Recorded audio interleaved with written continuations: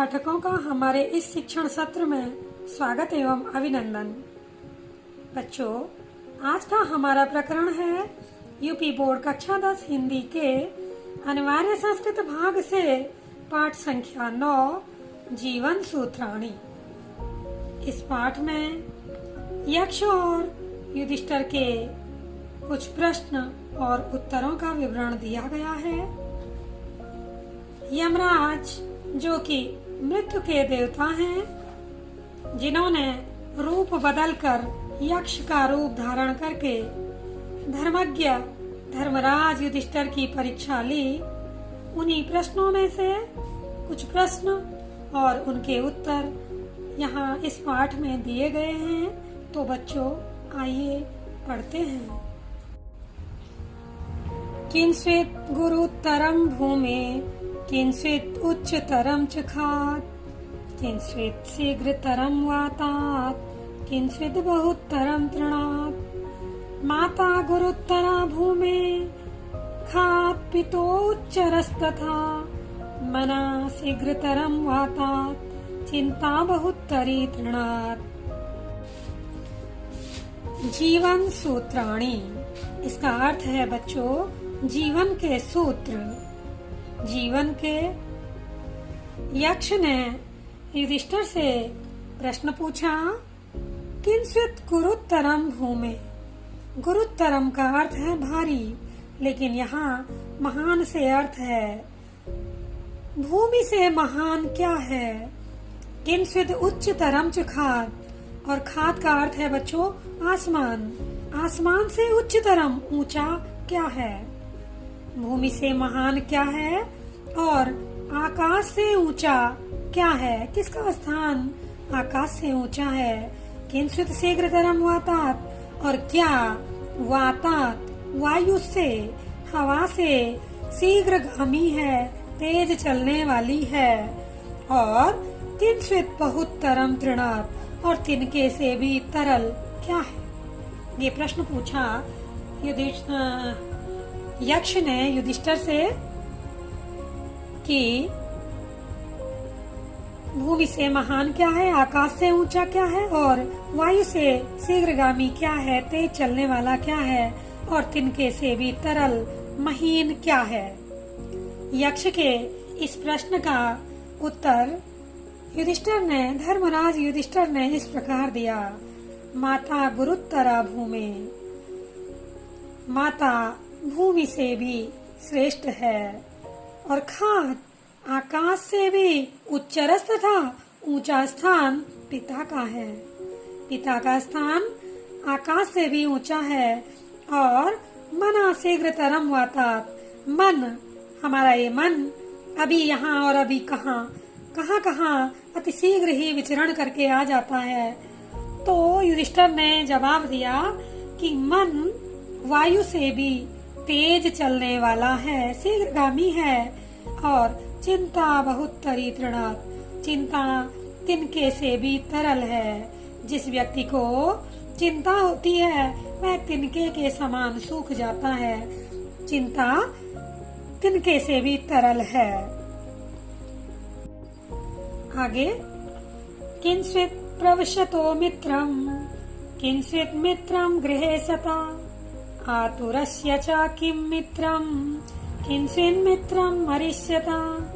सार्था प्रविशतो मित्रं, भार्या मित्रं गृहे सता, आतुरस्य विसंगं मित्रं, दानं मित्रं मरिष्यता।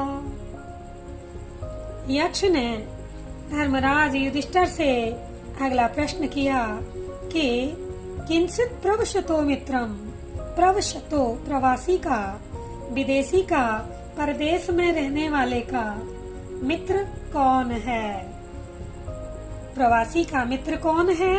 किंचित् मित्रम गृहे सता, गृहे सता का अर्थ है गृह स्वामी, और गृह स्वामी का मित्र कौन है।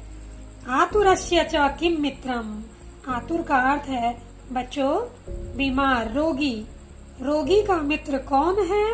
और किंचित् मित्रम मरिष्यता, मरने वाले को, मरणासन्न व्यक्ति का, मरने वाले व्यक्ति का मित्र कौन है।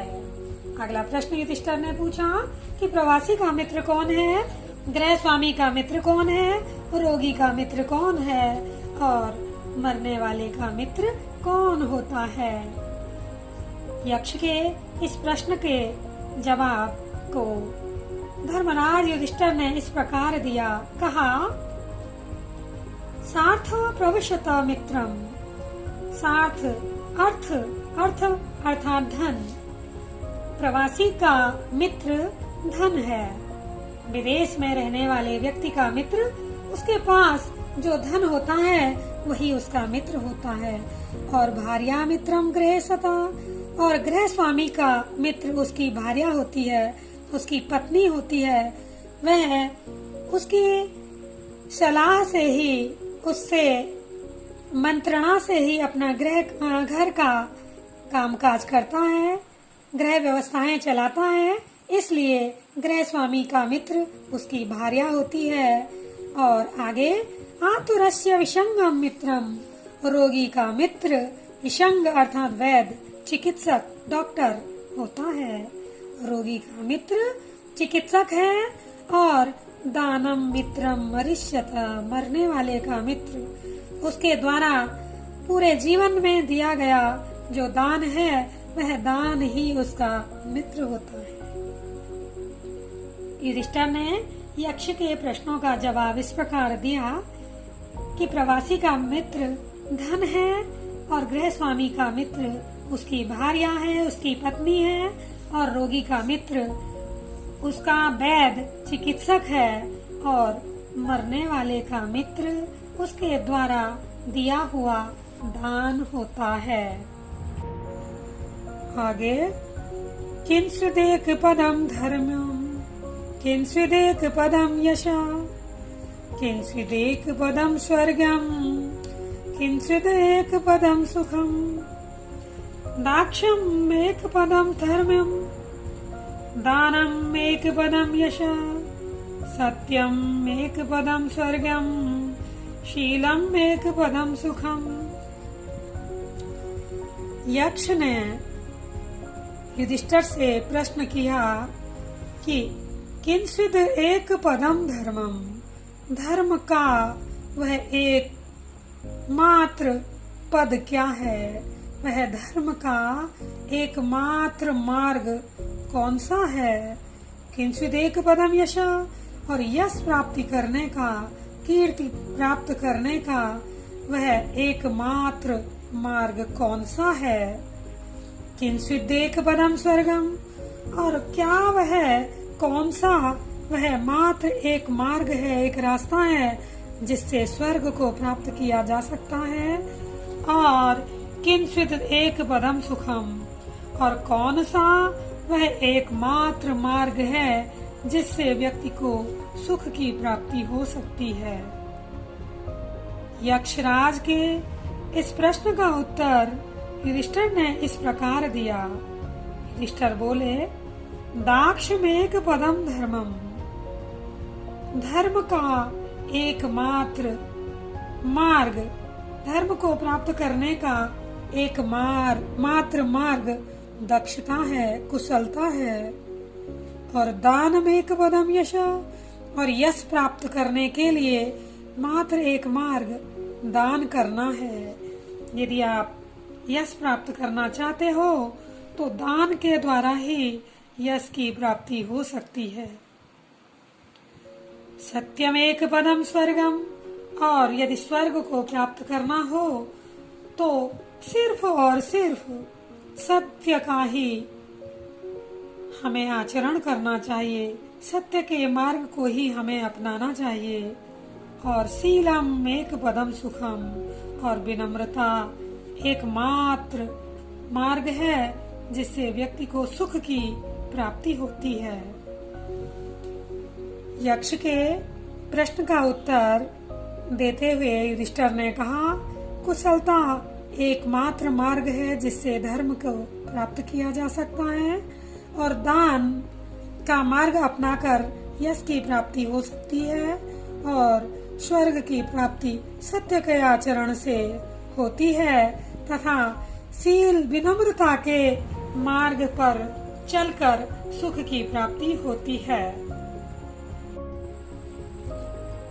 आगे, धान्यानाम उत्तमम किंस्वित् धनानाम स्यात् किमुत्तमम लाभानाम उत्तमम किम स्यात् सुखानाम स्यात् किमुत्तमम धान्यानाम उत्तमम दाक्ष्यम धनानाम उत्तमम श्रुतम लाभानाम श्रेयारोग्यम सुखानाम तुष्टिरुत्तमा। यक्षराज ने धर्मराज युधिष्ठिर से अगला प्रश्न किया, धान्यानाम उत्तमम किंस्वित्, धान्यों में, अनाजों में उत्तम क्या है, और धनानाम स्यात् किमुत्तमम, और धनों में क्या उत्तम है, लाभानाम उत्तमम किम स्यात्, लाभों में कौन सा लाभ सबसे श्रेष्ठ है, और सुखानाम स्यात् किमुत्तमम, और सुखों में सबसे बड़ा सुख कौन सा है। यक्षराज के प्रश्न का जवाब देते हुए युधिष्ठिर कहते हैं, धान्यानाम उत्तमम दाक्ष्यम, धान्यों में, अनाजों में उत्तम दक्षता है, चतुराई है, और धनानाम उत्तमम श्रुतम, और धनों में सबसे उत्तम धन वेद शास्त्रों का श्रवण करना है। अनाजों में तो सबसे उत्तम अनाज चतुराई है, जिस अनाज को खाकर चतुराई आए वह अनाज सबसे उत्तम है, वह चतुराई सबसे उत्तम है। और धनों में सबसे श्रेष्ठ वेद शास्त्रों का श्रवण करना ही सबसे बड़ा धन है। और लाभानाम श्रेय आरोग्यम, और लाभों में सबसे श्रेष्ठ लाभ आरोग्य शरीर है, निरोगी शरीर है। जिस शरीर में किसी प्रकार का कोई रोग न हो, सबसे बड़ा लाभ मनुष्य का यही है। मनुष्य का सबसे बड़ा लाभ उसके निरोगी शरीर का होना है। और सुखानाम तुष्टिरुत्तमा, और सुखों में सबसे बड़ा सुख संतोष है, संतुष्टि है, संतुष्टि ही सबसे बड़ा सुख है। आगे, किम नु हित्वा प्रियो भवति किन्नु हित्वा न शोचति किम नु हित्वा अर्थवान भवति किन्नु हित्वा सुखी भवेत्। मानं हित्वा प्रियो भवति क्रोधं हित्वा न शोचति कामं हित्वा अर्थवान भवति लोभं हित्वा सुखी भवेत्। यक्षराज ने धर्मराज युधिष्ठिर से अगला प्रश्न किया कि किम नु हित्वा प्रियो भवति, इस संसार में किस चीज को हित्वा, किस चीज का परित्याग करके, किस चीज को छोड़ करके व्यक्ति प्रियो भवति, व्यक्ति प्रिय हो जाता है।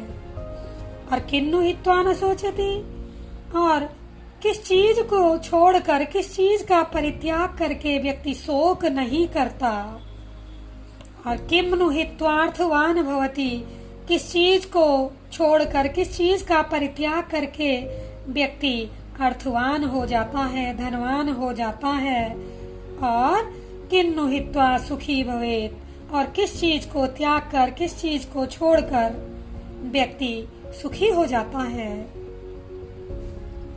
यक्ष के प्रश्नों का जवाब देते हुए युधिष्ठिर कहते हैं कि मानं हित्वा प्रियो भवति, अभिमान को त्याग कर व्यक्ति संसार में प्रिय हो जाता है।